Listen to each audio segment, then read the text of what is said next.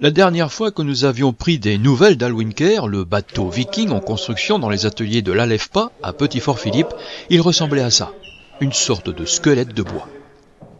Entre les mains des accoucheurs de bateaux de l'association HMFRA, héritage fluvial et maritime des rives de la Ha, une année plus tard, Alwinker a pris des formes. Et l'on devine très bien le galbe de sa coque qui caressera les vagues. La coque, une fois terminée, on va pouvoir y tracer tous les emplacements du safran, les emplacements des bancs. On va tout continuer, mais c'est du travail. Le gros œuvre sera terminé et on sera en train d'équiper et de découper, de tracer, de monter, de visser les bancs, le safran, les supports de mât, etc. Depuis, les bordées sont montées. Il ne reste plus qu'à les terminer au niveau des étraves. C'est une opération qui nécessite quelques ajustements. Ici, on est au millimètre près. En fait, on est en train de monter la dernière planche du dernier bordé. Celui qui va avoir tous les trous percés au sabord pour passer les rames.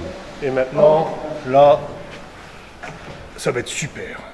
Sur cette pièce qui est en mélèze, en pin, on va avoir 6 sabords qui correspondent aux 6 rames d'abord et de l'autre côté, la même chose, 6 rames tribord.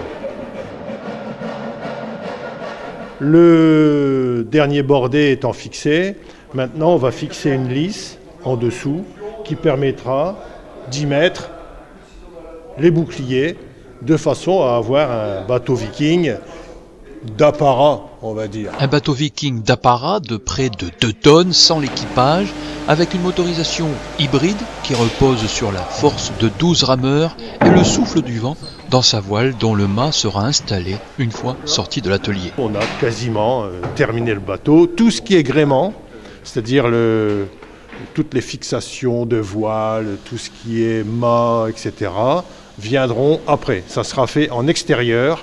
On n'aura plus besoin d'être dans l'atelier.